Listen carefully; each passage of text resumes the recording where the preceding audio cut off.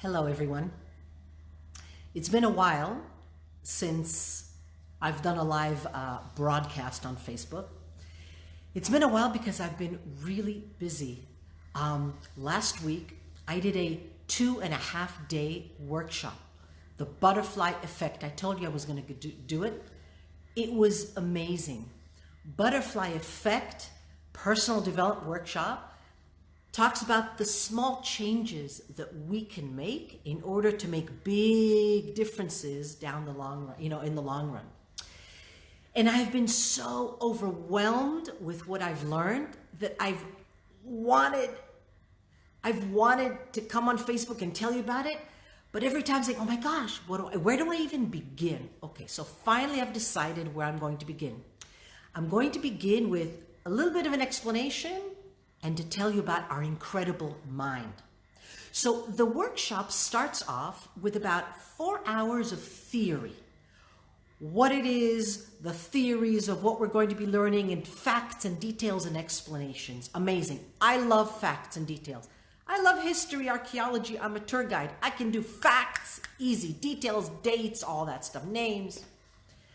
And the rest of the workshop, 2 days, was all dedicated to experiential things, to music and dancing and movement and light and all kinds of experiences. And I'm thinking, why?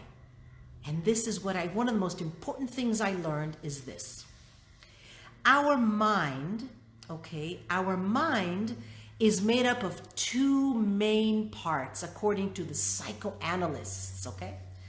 The very, very, very small part, the tip of the iceberg, we call the conscious mind. And the conscious mind is made up of all of those things that are details and logic and words and language and rationale and explanations and theories and all of the blah, blah, blah, blah, blah, details, facts, history, all that stuff is in our conscious mind. That's amazing. I'm really good at that stuff. The other part, which is a huge part, the vast majority of our mind, is made up of not the conscious, but the subconscious mind, sometimes called the unconscious or the subconscious mind. And what is in your subconscious, according to the psychoanalysts?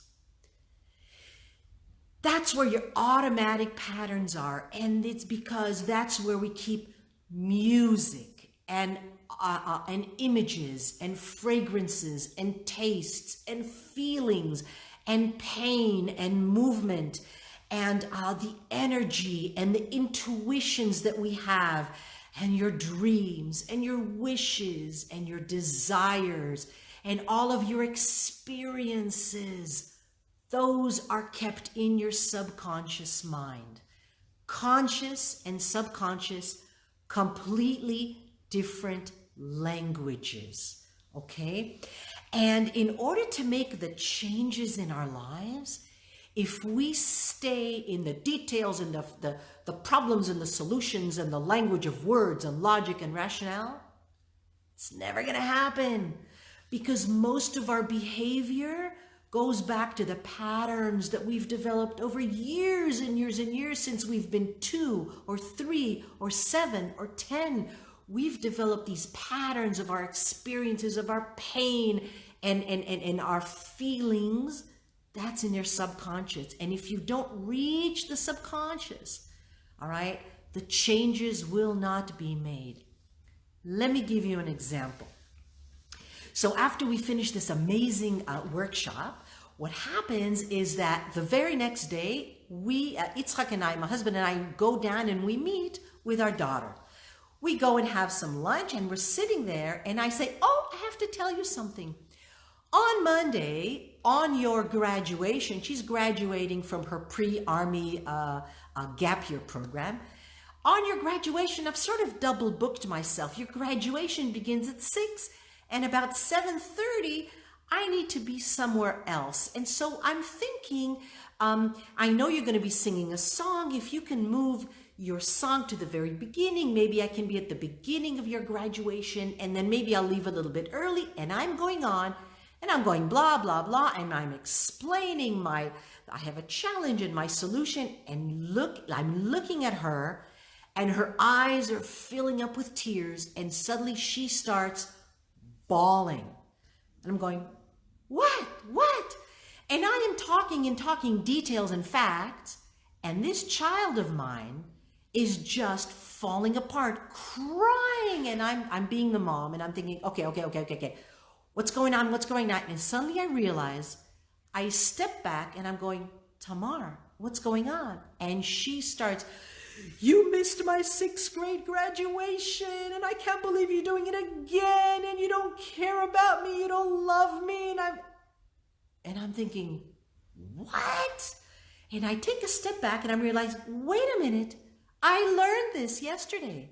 I'm thinking, wait a minute, and I'm sitting there and looking at her, awash in feelings and pain and crying, and I'm thinking to myself, oh my gosh, what she needs right now is me to tell her I love her, and to hold her and to hug her and to touch her. So I immediately do that. I give her a hug and I snuggle her and I say, I love you more than anything. And I hold her, and she starts to calm down and calm down and calm down. And I'm saying to her, you know, Tamar, I think I've just learned something really important. Let me tell you what I learned yesterday. And I start to tell her about our conscious mind and our subconscious mind. And I'm telling her, you know, I was talking to you in the language of the conscious, and you are talking to me in the language of the subconscious, and we were not understanding each other. I'm looking at you and I'm thinking, why isn't she understanding my logic? And you are looking at me thinking, how can she be causing me all this pain again? Because you know what? When was it? 8 years ago, no, 7 years ago, I did not go to her 6th grade graduation because I was guiding a group of tourists. I needed the money. I was away for a week, and I saw her graduation on the video, live on the video. And she has never forgiven me. And I caused her a lot of pain. Is she right? She's right. I should have been there. But I wasn't. And you know what? That feeling of pain and anguish and unloved and, oh my gosh, my mom doesn't, that was in there, and suddenly it came out. That's the subconscious. Wow, it was an amazing experience. So we sat there hugging for a while until she calmed down, and I said, I am so sorry, and I understand now what it is. And this whole idea of talking in the subconscious, wow. Okay, so the idea of the conscious and subconscious, two completely different language, how we get into the subconscious and change the patterns, that to me, I find fascinating. Okay, I have so much more to tell you about all of these things that I've learned, but for now, this is enough. So don't worry, Tamar and I are really good. So today is Friday, and we're getting ready for Shabbat. I wish all of you a Shabbat full of love and feelings and experiences and wonderful things. And so Shabbat Shalom, Sabbath of peace to everybody.